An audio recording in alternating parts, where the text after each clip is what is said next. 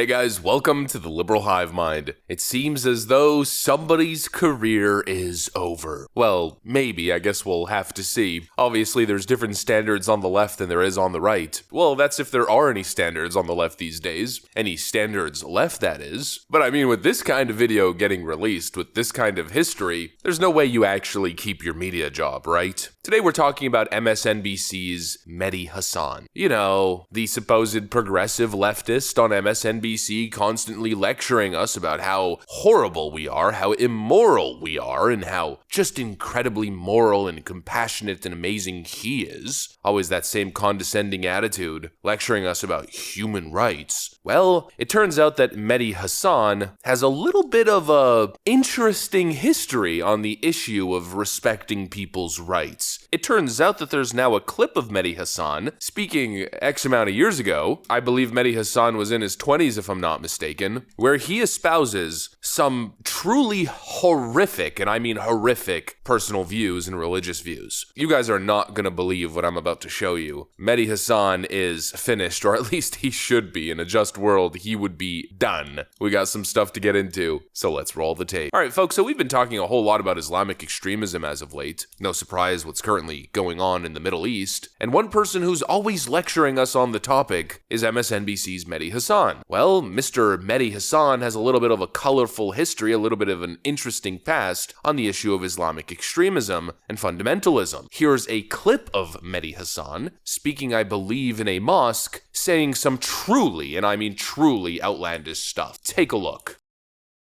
In Islam, the ends do not justify the means. This idea is totally alien to Islam. In Islam, what is halal, what is haram is haram. We do not bend our law, our morality for our short-term aims. Never.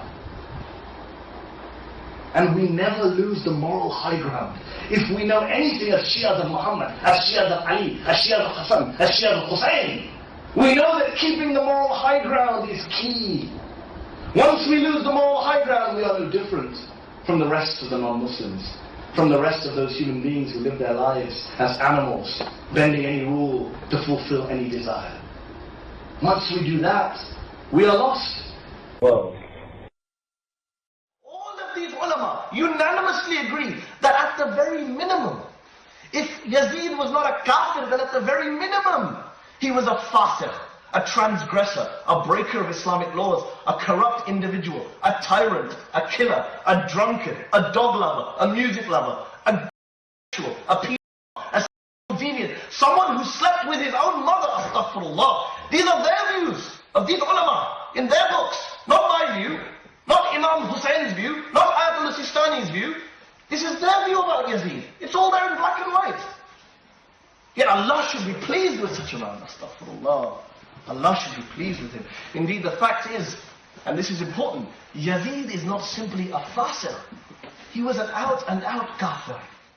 Folks, that is Mehdi Hasan on the record, referring to non-Muslims as animals. No wonder Mehdi Hasan is so defensive over Hamas. He believes the same thing. It all makes sense now, doesn't it? We're the extremists, right, Mehdi? It's us. You know, regular Trump supporters, working 9-to-5 jobs, running businesses, taking care of their kids and their families, going to church on Sunday, doing community service. Those are the terrible, evil MAGA extremists because they want, what, freedom and low taxes? But Mehdi Hasan, he's the true progressive. He's the true, compassionate, good-hearted liberal. Give me a frickin' break. Mehdi Hasan espousing absolutely horrifying anti-Islam rhetoric, essentially referring to non-Muslims as infidels, referring to LGBTQ plus people as, quote, sexual deviants, and even some other worse colorful language. This is the guy lecturing you on MSNBC. This is the guy who shares airtime with people like Joy-Ann Reid and Rachel Maddow, constantly lecturing you about progressive values. Holy frickin' moly. I mean, this is like the Joy Reid incident on frickin' steroids.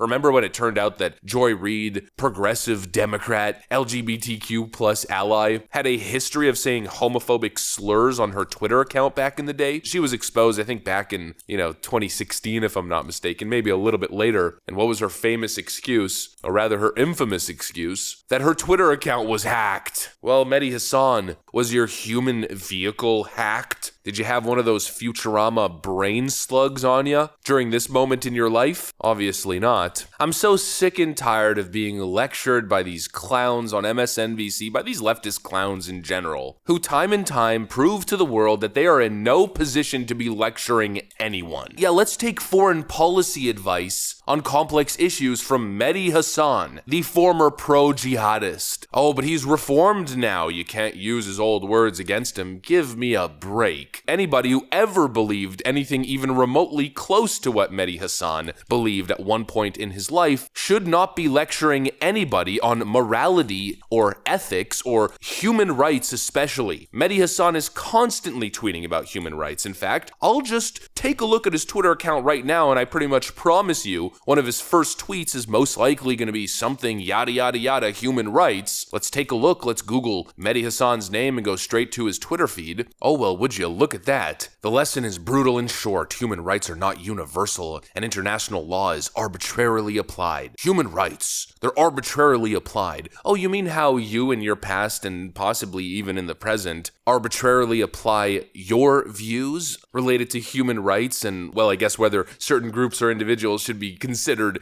humans to begin with. You know, the way you arbitrarily apply human rights and even humanity to people that you disagree with fundamentally because of your religious views. This guy's talking about human rights as he labels non-Muslims animals. This guy talking about human rights as he promotes rhetoric which dehumanizes people from the LGBTQ plus community. Give me a break. I mean, seriously, give me a break. This guy has to be the biggest hypocrite on planet Earth. As if anybody on the left can be trusted on any of these issues. It's a complete farce. A bunch of hypocrites, and we've seen some weird alliance between the radical left and radical jihadists. And it's interesting because we've seen this weird sort of political marriage between radical leftists and radical Islamists. They're definitely grouping together on the whole Hamas-Israel conflict, but they have no place being in the same room. And this is the perfect example, because Mehdi Hasan, especially now, perfectly represents that sort of crossroads, that meeting point between progressive leftism and fundamental Islam, a political marriage that makes absolutely no sense, considering Islamic views on gays and trans people, on non-Muslims in general. We have this weird sort of marriage, and this is the perfect example as to why it makes absolutely no sense. Leftoids, this is who you partnered with. You partnered with people who are manipulating you, people who know that they could take advantage of you because you're highly emotional, and you view everything through the lens of oppression and the lens of race and color. And so now you have these individuals who are clearly self-interested or pushing some sort of ulterior motive, using you as an activism vessel.